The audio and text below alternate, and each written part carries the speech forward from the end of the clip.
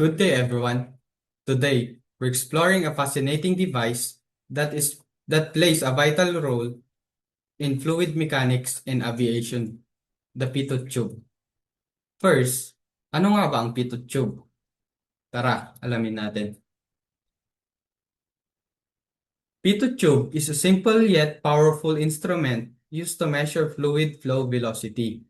It was invented by Henry Pitot in the 18th century and remains widely used today, particularly in aviation and fluid mechanics. The core principle it uses is Bernoulli's principle, which relates pressure to fluid speed. Essentially, the Pitot tube measures two types of pressure, stagnation pressure and static pressure. Ano nga ba ang stagnation pressure and static pressure? Tara, alamin natin.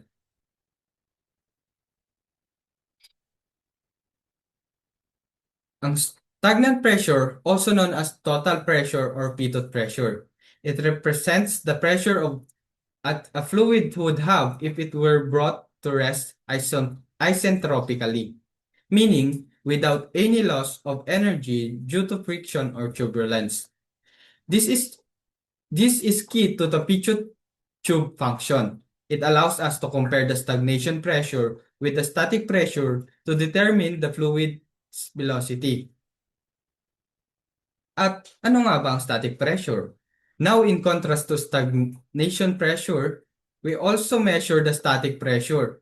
Static pressure is the pressure a fluid exerts when it is not in motion. It's essentially caused by the weight of the fluid above it. It's important to remember that a fluid refers to any substance that can now flow. This includes both liquids and gases, and unlike solids, fluids don't retain a fixed shape. Paano nga ba gumagana ang pitot tube? When fluid enters the tube, part of it's brought to rest, which give us a stagnation pressure. At the same time, static pressure is also measured from a separate port. By applying Bernoulli's equation, we can now calculate the fluid's velocity using the pressure difference. At ipapaliwanag naman sa atin ang aking kasama kung paano nga ba i-derive or na-derive ang formula na V1 is equals to square root of 2G delta H or H2 minus H1.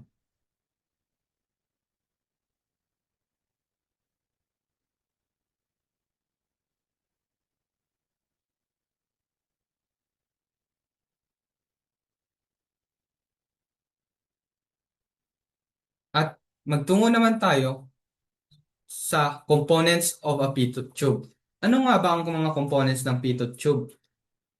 The basic components of a pitot tube include an open-facing tube to capture stagnation pressure, a side-facing port to measure the static pressure, tubing and sensors to transmit and interpret the data. These parts work together to give us accurate readings of flow speed. Then, punta naman tayo kung ano ang mga application nito sa real world. There are 4 applications of a pitot tube in real world. Pitot tube are extremely versatile and are used in several fields. Like in aviation, they measure airspeed on aircraft. In wind tunnels naman, they help analyze airflow patterns. And in industry, they monitor fluid flow in pipes. Then the last one, in weather stations, they are used to measure wind speed. So, in conclusion, the pitot tube is a brilliant example of how physics can be applied to solve real-world problems. From flying airplanes to monitoring pipelines, it's a small device with a big impact.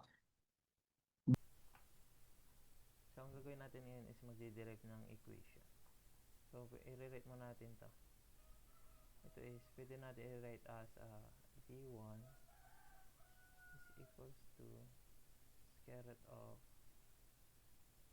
2G delta delta H. Since itong delta H is same lang to dito sa H2 minus H1. Ito na ngayon yung palalabasin natin. Ito. So, by the use of Bernoulli's equation, meron tayong P1 minus P2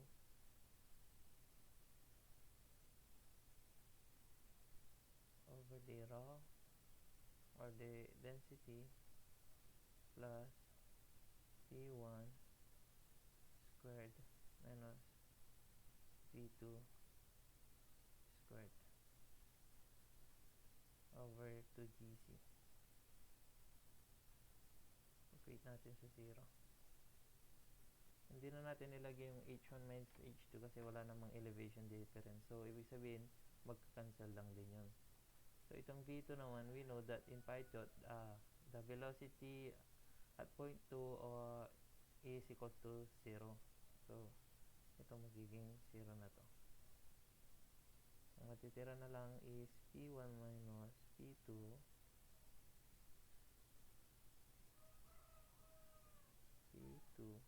over the density plus V1 squared yan over 2GC. Equate to 0. And itong part na ito, i-transpose natin dito. So, magkakaroon tayo ng dito na lang. Guhitan natin P1 minus P2 P2 over the density is equals to P1 squared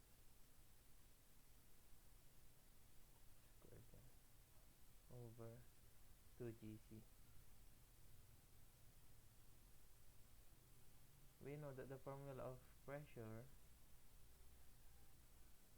is equals to rho G H. So, since P1 minus P2 to, pwede natin i-rewrite to as delta P.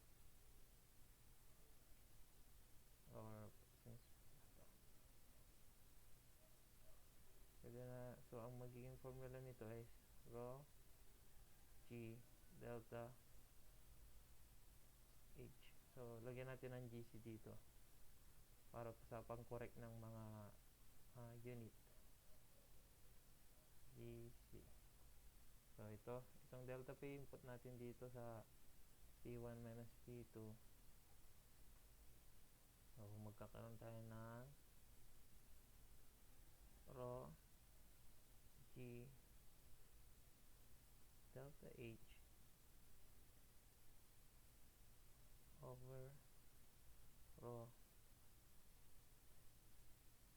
GC is equals to V1 squared over 2GC. Lumalabas.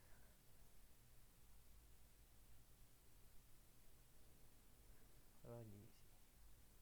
So, itong 2GC, transpose natin, ilipat natin dito.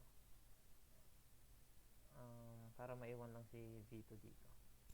Reset natin to para may space.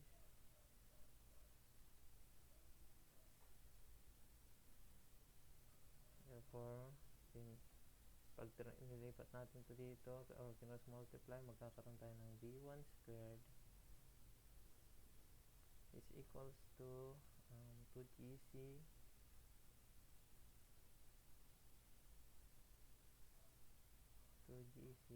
multiplied by, dito natin, medyo magulo to, multiplied by rho G delta H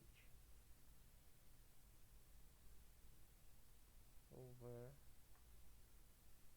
rho GC, rho G C. Since yung may GC tayo, magkakancel yung GC, magkakancel din yung GC. Magkakancel yung rho dito, magkakancel din yung rho. d1 squared is equals to 2g delta h. So since naka-squared tong b1, squared natin both para mag-cancel.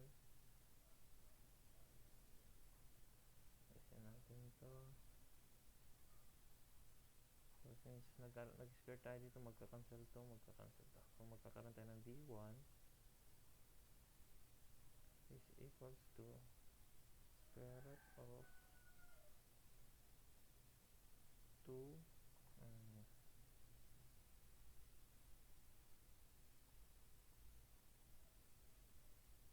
2g delta h. So ayun, napalabas na natin yung formula na ito. Which is ito. Yun lang naman yung simple derivation ng formula sa Python.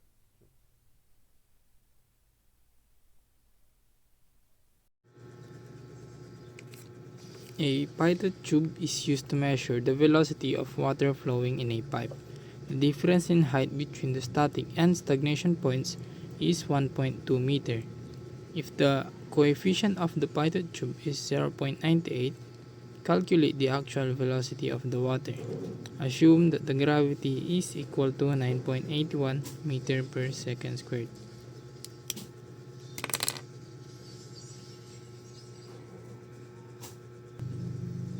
So first, we are going to write the given.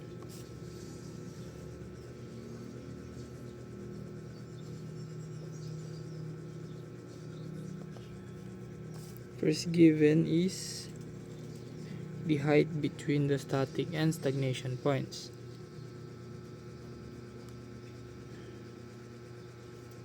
Which is equivalent to 1.2 meters.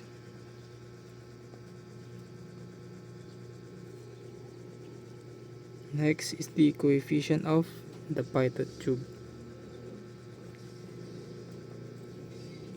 and is equivalent to 0.98.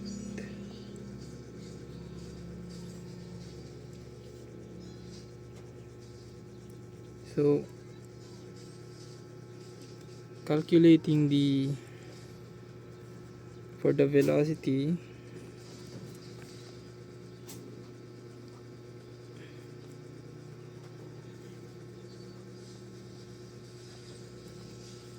we have the formula V is equal to coefficient of Python tube multiplied by the square root of 2 multiplied by the gravity and the difference in height. So substituting the given, we have 0.98 times the square root of 2 multiplied by the gravitational constant and the difference in height, which is 1.2 meters.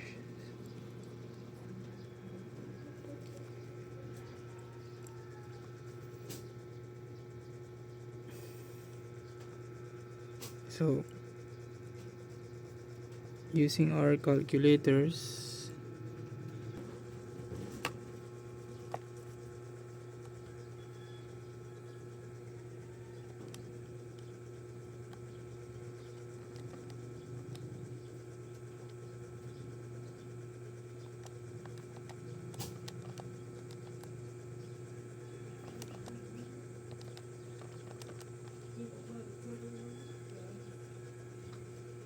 we get 4.7552.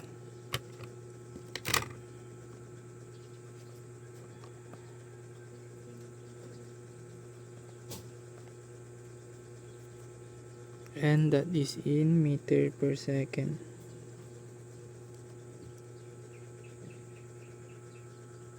So example po tayo ng pitot, pytot ba yun? So a pytot static tube is used to measure the velocity of air flowing through a duct. The manometer shows a difference in lead of 5 centimeters of water if the density of air and water are 1.3 kg per cubic meter and 1000 kg per cubic meter, determine the velocity of air and assume the coefficient of the pitot tube as 0.98. So, given po natin, kita naman po natin sa problem na ang coefficient po niya is 0.98. So, nandito na po, nilagay po na natin. So, yung grass naman, yung g po niya, which is the acceleration due to gravity, mathematic po yan, which is 5.91 meter per second. Tapos, susunod po dyan, yung difference in head niya, which is given na po dyan. Sabihin na lang po natin dyan, HM. So, is equal to 5 centimeters. Susunod po natin yan is yung density of 1 liter fluid, which is the water. So, 1,000 kilogram cubic meter. Yan po yun. And the next is the density of air, which is the 1.13 kg cubic meter. So, paano natin makukuha yung velocity niya? So, unang po natin gagawin is yung ang kanyang formula, which is the V is equal to CV square root of 2 HM and 1 minus 1 square. And so, yan lang po natin yan. Lalagay lang po natin lahat dyan. Input lang po natin lahat. So, V is equal to 0.98 root of 2 times 9.81, then times ulit 0.5, then mag-iwas po tayo ngayon another open parenthesis po yung dalawa, which is the 1,000 and 1.13 and minus 1. So kapag kinalculate po natin yan, ang lalabas po ay 28.86 meter per second. So yan po yung velocity po niya. So yan po yung sagot. So here's our problem. We have a pitot static tube is mounted on an aircraft traveling at a speed of 300 km per hour against a wind velocity of 20 km per hour. If the specific weight of air is 12 Newton cubic meter, determine the pressure difference the instrument will register. So here, what we are first going to do is i-convert natin yung ating mga speed. We have the speed of the aircraft. We will label it as a P1. So it equals to 300 kilometer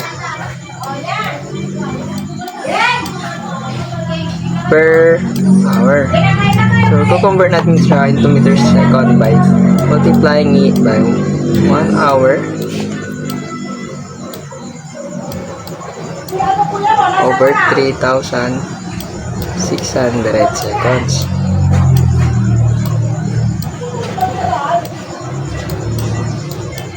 Times the 1,000 meters over 1 kilometer. So, cancel natin yung kilometer. Cancel din. R. So, matitira is meters per second. And, calculate natin. Ang makukuha natin is 83.33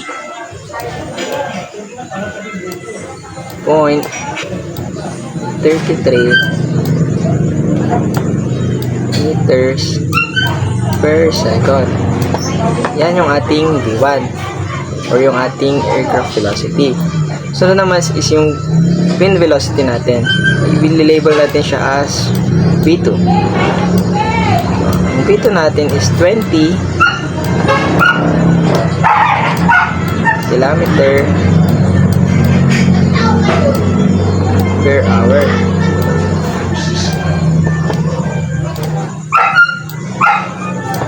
So, ganun din sa ginawa natin sa una.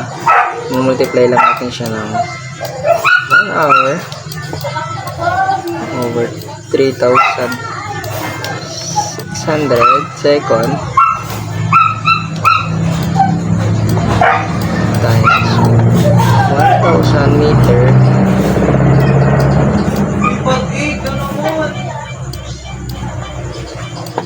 over 1 kilometer.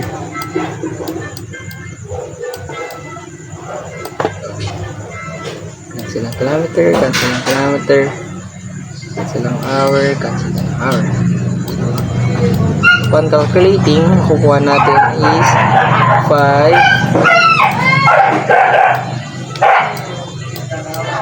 5.56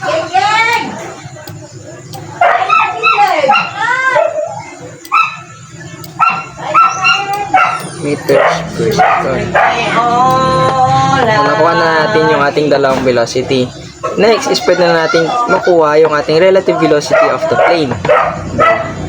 V is equals to V1 plus V2. So, V equals to 83.33 plus 5.56. So, ang makukuha natin dito is 88.89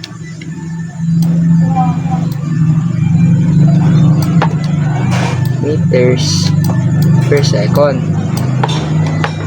And after nyan is pwede na natin i-compute yung ating difference. We have the formula of P dot V is equals to CV square root of 2 GH.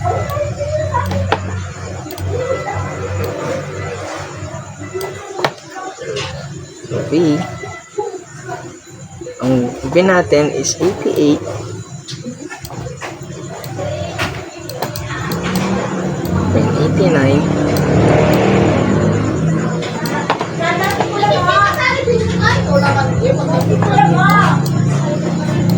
equals to CV natin is 0.98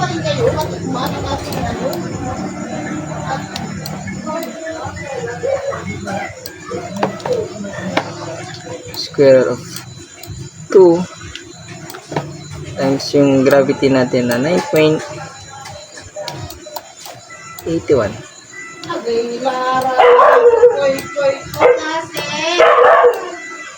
times the height. Hinahanap natin yung height.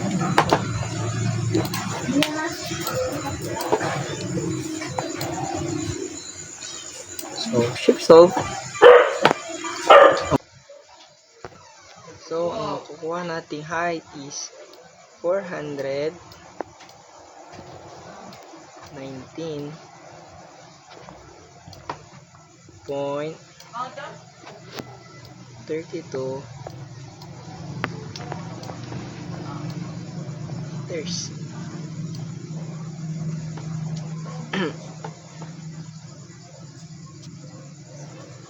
So, pagkukunin natin yung pressure difference, ang gagawin natin dito sa height is imumultiply natin siya to our specific weight, which is the 12 Newton cubic meter times 12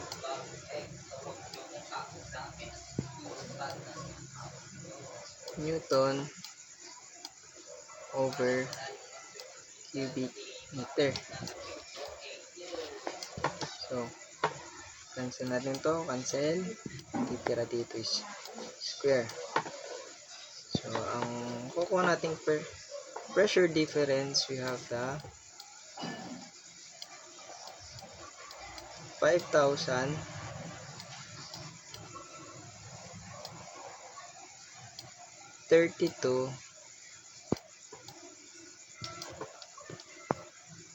Newton square meters.